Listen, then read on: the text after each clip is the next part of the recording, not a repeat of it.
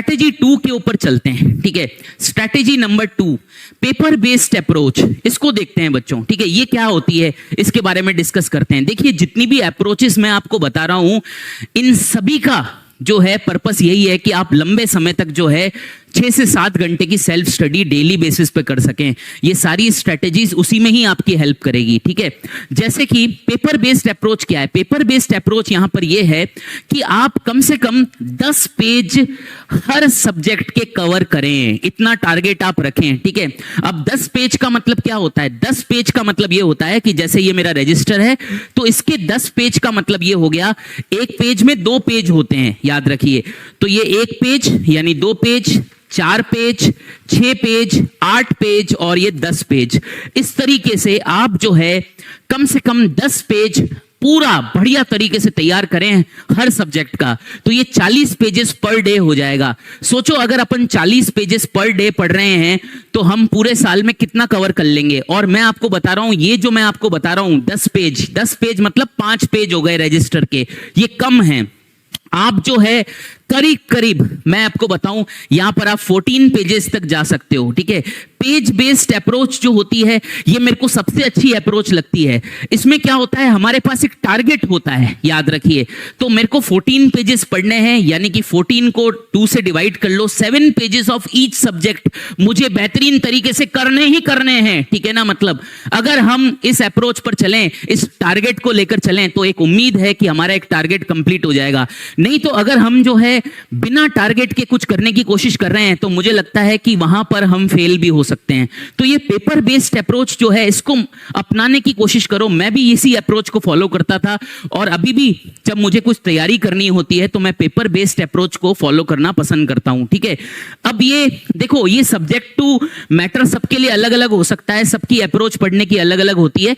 मैं जो सजेस्ट करता हूं, मैं पेपर बेस्ड अप्रोच को सजेस्ट करता हूं कि रोज हर सब्जेक्ट के 7 पेजेस जो है आगे पीछे मिलाकर हमें बढ़िया तरीके से प्रिपेयर करने ही करने हैं, कंठस्थ करने हैं। बायो को कंठस्थ करना है बढ़िया, 7 पेजेस को मेरे को बहुत बढ़िया तैयार करना है, लर्न कर लेना है बायो को बहुत बढ़िया तरीके से, ठीक है। ये 7 पेज मेरे परफेक्ट जब हो जाएं तो मेरे को एक अचीवमेंट का एहसास होगा कि हाँ यार आज मैंने अपना काम खत्म किया, ठीक है। ओके, जब हम टारगेट कोई रखते हैं और टारगेट अचीव कर लेते हैं तो हमें मोटिवेशन मिलता है, याद रखिए। पर अगर हमारे कोई टारगेट ही नहीं है, अगर हम एवं ही कुछ भी कर रहे हैं तो हम कैसे मोटिवेट होंगे, हम डीमोटिवेट होते रहेंगे, ठीक है। तो पेपर बेस्ड अप्रोच अपनानी है, ठीक है। सेकंड चीज क्या करना है? सेकंड चीज ये करना है कि never read a single topic of one subject in one go, ठीक है। एक टॉपिक नहीं पढ़ना जी, ठीक है। जैसे आप जूलॉजी को टारगेट कर रहे हो, ठीक है, संडे को बैठकर एक शेड्यूल बना लो, संडे को, ठीक है। जैसे आने वाला संडे है, संडे को बैठकर एक शेड्यूल बना लो, रोज 3 टॉपिक का शेड्यूल बना लो, ठीक है। मिक्स एंड मैच पढ़ना है, एक टॉपिक को लंबे समय तक नहीं पढ़ना है। ऐसा नहीं है कि यार लोकोमोशन एंड मूवमेंट लेकर बैठे हैं, बोले आज तो मैं लोकोमोशन एंड मूवमेंट का रिवीजन करके ही रहूंगा पूरे चैप्टर का। अरे भाई पूरे चैप्टर का लोकोमोशन एंड मूवमेंट का तुम रिवीजन करोगे तो तुम यार बोर हो जाओगे, ठीक है। ये बोरियत नहीं लानी है। तो मैं आपको एक तरीका बताता हूं, ठीक है। संडे को बैठकर एक शेड्यूल बना लो, ठीक है। थोड़ी मेहनत जरूर लगेगी। पर सब्जेक्ट 3 टॉपिक्स कवर करने हैं हमको, पर subject per day 3 topics cover करने हैं, ठीक है। तो पर सब्जेक्ट, ठीक है, पर सब्जेक्ट, ओके, पर डे आपको क्या करना है? 3 टॉपिक्स कवर करने हैं, 3 टॉपिक्स कवर करने हैं, ओके। इस स्ट्रैटेजी को फॉलो करो, ठीक है। जैसे मैं आपको एक एग्जांपल देता हूं, फॉर एग्जांपल, ठीक है। आज जैसे मैं एक जूलॉजी का टीचर हूं, बच्चों सोचो आज मैंने आपको ब्रेन वाला टॉपिक पढ़ाया है, ह्यूमन ब्रेन आपको पूरा पढ़ाया है मैंने। तो एक टॉपिक तो आपका आज का हो गया ह्यूमन ब्रेन का, ठीक है ना, ओके। जो आज टीचर ने पढ़ाया है वो तो लेना ही है, ठीक है। उसके बाद 2 और टॉपिक सेलेक्ट करो। जैसे इससे पहले वाला जो चैप्टर है जो पहले पढ़ाया गया था, excretory products and there elimination, उसमें से मैंने यूरिन फॉर्मेशन ले लिया और रिवाइज करने के लिए डाल दिया लिस्ट में, ठीक है। और तीसरा टॉपिक मैंने ले लिया रेस्पिरेटरी वॉल्यूम्स एंड कैपेसिटीज, जो breathing and exchange of gases का एक टॉपिक है। इस तरह 3-3 टॉपिक की लिस्ट बनाओ और रोज 3 टॉपिक रिवाइज करो, ठीक है। एक तो जो चल रहा है वो, और 2 किसी दूसरे चैप्टर से, ठीक है। इस तरह संडे को बैठकर फ्री टाइम में अपना 2-2.5 घंटे 3 घंटे निकाल कर एक अच्छा स्केड्यूल बनाओ। सोमवार, मंगलवार, बुधवार, गुरुवार, शुक्रवार, शनिवार, हर दिन में हर सब्जेक्ट के 3 टॉपिक होने चाहिए, एक करंट टॉपिक और 2 पुराने टॉपिक, ठीक है। एक करंट टॉपिक, 2 पुराने टॉपिक। इससे पुराना रिवीजन भी होता रहेगा और करंट में जो चल रहा है वो भी तैयार होता रहेगा। समझ रहे हैं कि नहीं समझ रहे? तो एक तो पेपर बेस्ड अप्रोच करनी है अपन को, ठीक है। रोज अपन को 7 पेजेस तो पढ़ने ही पढ़ने हैं, 7 × 2 14, ओके। और साथ में हमें हर सब्जेक्ट को 3 टॉपिक्स में डिवाइड करके पढ़ना है। एक टॉपिक पूरा दिन मत पढ़ो, उससे तुम बोर हो जाओगे, याद रखना, और वो टॉपिक भी कंप्लीट नहीं हो पाएगा, फालतू का दिमाग की दही हो जाएगी, ठीक है।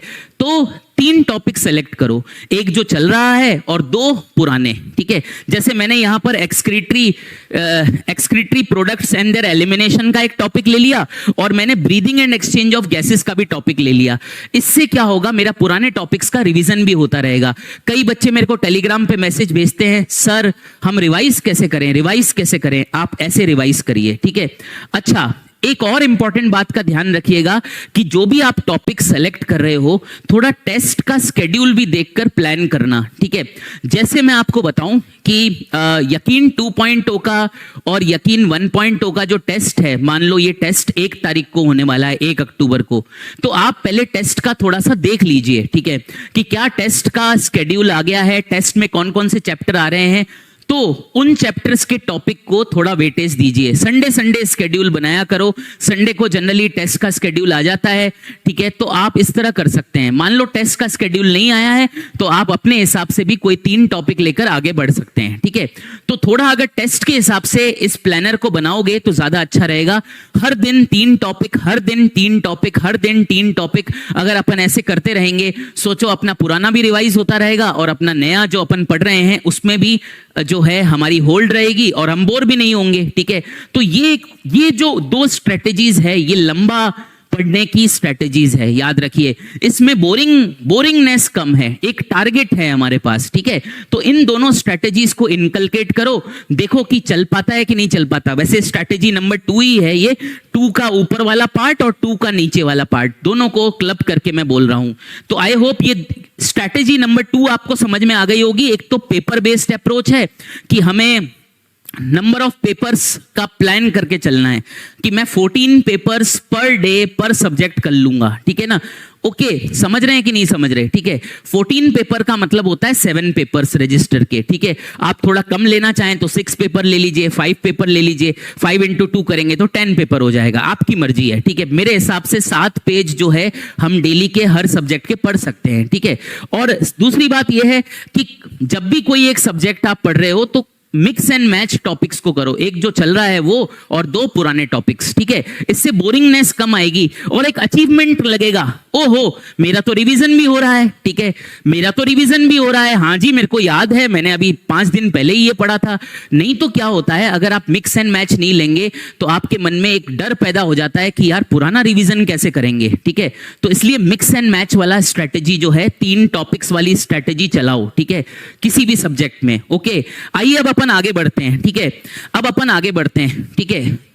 अगली स्ट्रैटेजी क्या है? स्ट्रैटेजी नंबर 3 है, बड़ी अजीब सी है पर मुझे अच्छी लगती है, मैं करता था, ठीक है।